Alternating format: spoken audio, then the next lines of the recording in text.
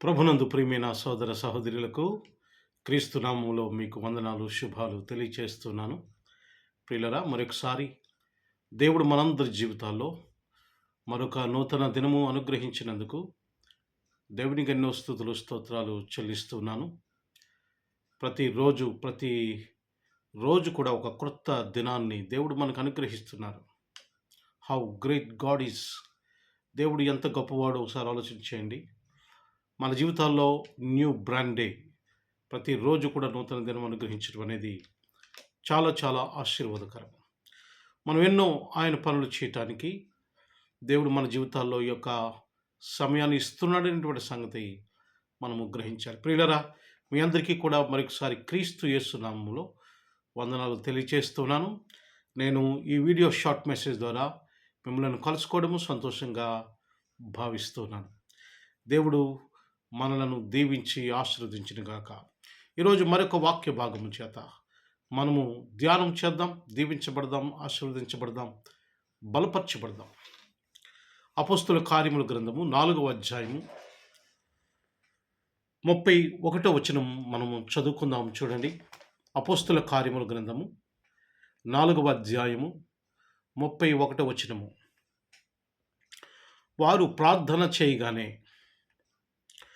వారు కూడియున్న చోట కంపించెను.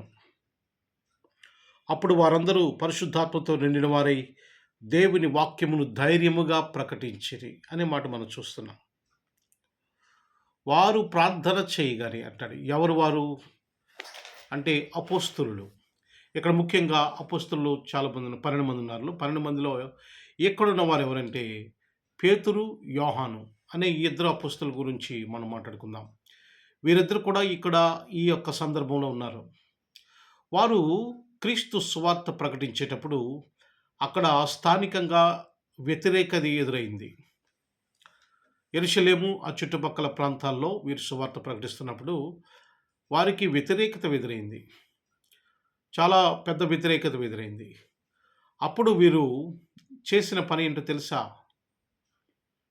వారు ప్రార్థన చేయగా అనే మాట మనం చూస్తున్నాం. వారు ప్రార్థన చేయగానే వారు కూడి ఉన్న చోట కంపించెను. అప్పుడు వారందరూ పరిశుద్ధాత్మతో నిండిన వారై దేవుని వాక్యమును ధైర్యముగా ప్రకటించిరి అనే మాట మనం చూస్తున్నాం. అక్కడ వాళ్ళు సువార్త ప్రకటించే సమయంలో వారికి వ్యతిరేకత ఎదురైనప్పుడు, వారిని కొట్టడానికి మీదకొచ్చినప్పుడు, తిట్టడానికి మీదకొచ్చినప్పుడు వారు భయపడలేదు. భయపడకుండా దేవునికి ప్రార్థన చేశారు. దేవుడు అక్కడ కార్యము జరిగించాడు. ఆ తర్వాత వారికి ఏం వచ్చింది తెలుసా? వారికి ధైర్యము కలిగింది. వారు ధైర్యము కలుగుట చేత వారు వాక్యమును ప్రకటించారు అనే మాట మనం చూస్తున్నాం.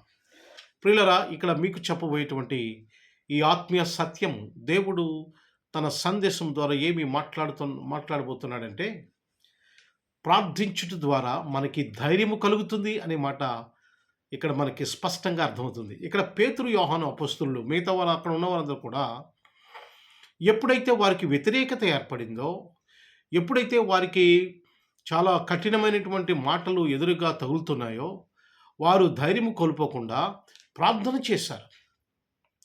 ప్రార్థన చేసినప్పుడు వారికి ధైర్యం వచ్చింది. దేవుడు ధైర్యాన్ని ఇచ్చాడు వారికి. ధైర్యాన్ని ఇవ్వటం వలన వారు వాక్యమును అక్కడ ధైర్యముగా బోధించిరి అన్నమాట. చివరి మాటలు మనం చూస్తున్నాం 31వ వచనంలో. వారు పరిశుద్ధాత్మతో నిండిన వారై దేవుని వాక్యము ధైర్యముగా ప్రకటించిరి. ప్రియమైన సహోదరి సహోదరులారా, దేవుని వాక్యము ధైర్యముగా ప్రకటించగలిగారు ప్రార్థన చేసినప్పుడు. అంటే ఇక్కడ ప్రార్థన ద్వారా మనకి ధైర్యము కలుగుతుంది అనే మాట మనము చూస్తున్నాం.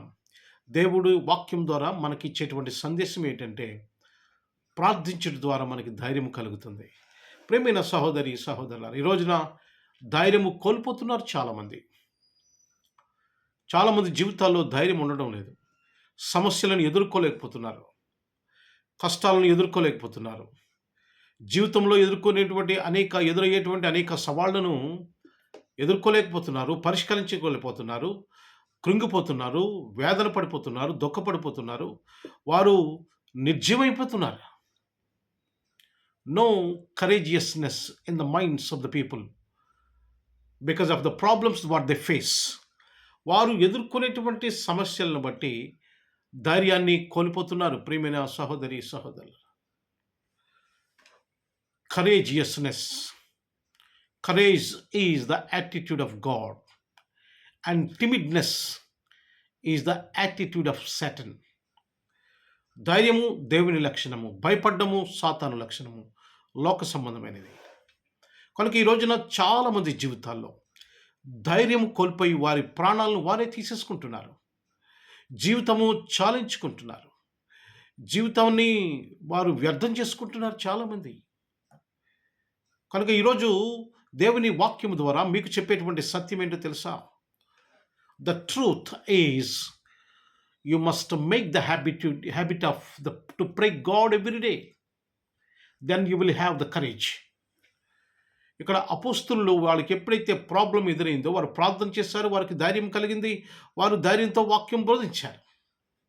మనకి సమస్యలు ఎదురైనప్పుడు, కష్టాలు ఎదురైనప్పుడు మన ఊరిన కూర్చుని ఆడవడం కాదు, కానీ just Neel down and pray to God. దేవుని సముఖములో మోకరించి ప్రార్థన చేయడం నేర్చుకోండి. దేవుడు ధైర్యం ఇస్తాడు. ఆ ధైర్యం ద్వారా మనం సమస్యలను ఎదుర్కోగలుగుతాము, సమస్యలను పరిష్కరించుకోగలుగుతాము, సమస్యలను మనము అధిగమించగలుగుతాం. కనుక ఈ సత్యాన్ని మర్చిపోవద్దు. ప్రియమైన సహోదరి, సహోదరులారా, ప్రార్థన చేయటం నేర్చుకోండి. ప్రార్థన ద్వారా మనకి ధైర్యము కలుగుతుంది. అపోస్తులు ప్రతి చోట కూడా వారికి ఎదురైన సందర్భాలను బట్టి వారు ప్రార్థన చేశారు. ప్రార్థన చేసినప్పుడు దేవుడు వారికి ధైర్యమునిచ్చి వారిని బలపరిచారు. అందుచేత వారు గొప్ప గొప్ప కార్యములు చేయగలిగారు. ఈరోజు నువ్వు, నేను, మనందరం కూడా ఈ లోకంలో గొప్ప గొప్ప కార్యములు చేయగలం. చాలామంది ఏం చేస్తుంటారంటే పెద్ద పెద్ద కార్యములు తలపెట్టడానికి భయపడిపోతూ ఉంటారు. పెద్ద పెద్ద కార్యాలు చేయడానికి భయపడిపోతూ ఉంటారు.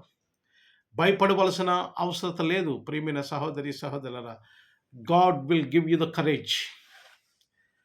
God will give you the courage and removes timidness. దేవుడు పిరికితనాన్ని తీసివేసి దేవుడు ధైర్యాన్ని ఇస్తాడు. అపోస్తలుడైన పౌలు తిమోతికి రాస్తూ ఏం చెప్తున్నాడంటే, దేవుడు మనకు పిరికితనము గల ఆత్మను ఇవ్వలేదు అని చెప్తున్నాడు.